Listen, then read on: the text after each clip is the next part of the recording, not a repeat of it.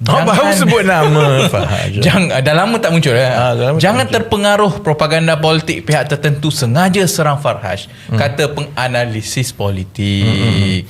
Ni penganalisis politik ni siapa ni? Ini saya baca pensyarah kanan program Sains Politik Fakulti Sains Sosial dan Kemanusiaan UKM, Dr. Jamai Hamil berkata dakwaan mengaitkan Farhaj dengan kegiatan pengubahan wang haram melibatkan bilion ringgit keluar negara dilihat lebih bersifat serangan persepsi dan propaganda politik. Kalau saya boleh sambung, rakyat perlu matang kerana tugas ahli politik sememangnya mencari kelemahan lawan mereka. Perdana Menteri Anwar Ibrahim merupakan antara pemimpin terbaik yang Malaysia ada ketika ini, malah di peringkat Asia, katanya dalam satu kenyataan pada Isnin. Apa kaitannya pula?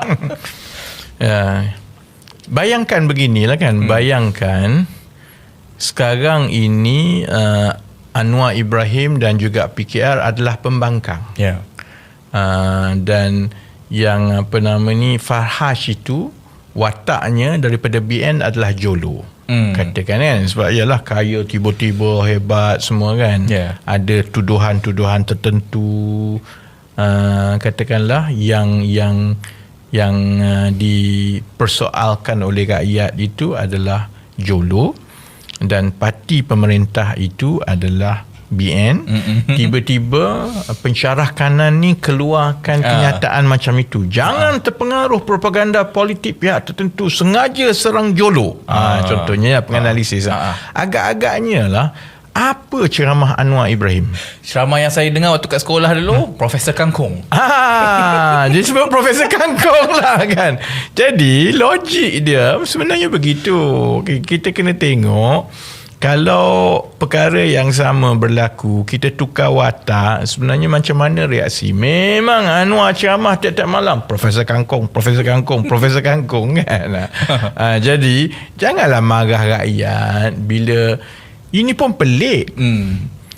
Apa halnya seorang pensyarah kanan nak isu kenyataan media? Yang isu kenyataan media ni sepatutnya ialah ahli politik lah kan. Paling kurang pun civil society, aktivis kan. Tapi pensyarah kanan sepatutnya, ataupun ahli akademik ni sepatutnya dia isu apa-apa tu dalam bentuk penerbitan ilmiah lah.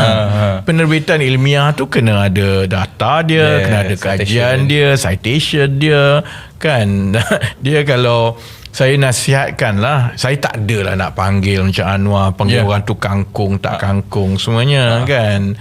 Tapi kalau ahli akademik, ialah dia lebih mudah mengeluarkan kenyataan media mengenai politik yang mewakili pandangan peribadi dia sebagai ahli politik. Baik jadi ahli politik lepas tu.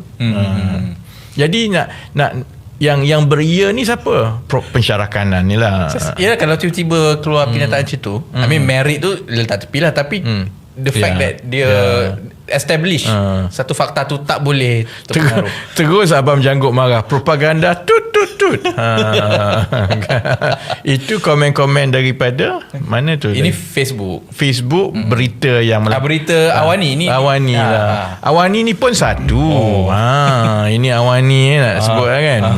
Actually kalau kita plot lah kan, saluran-saluran media yang paling banyak menyiarkan berita-berita yang menyokong Farhaj dari orang-orang yang kita tak kenali adalah Awani. Jadi Awani lama-lama orang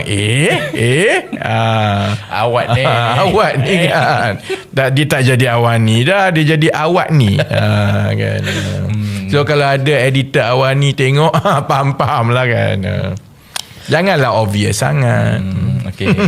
Baik.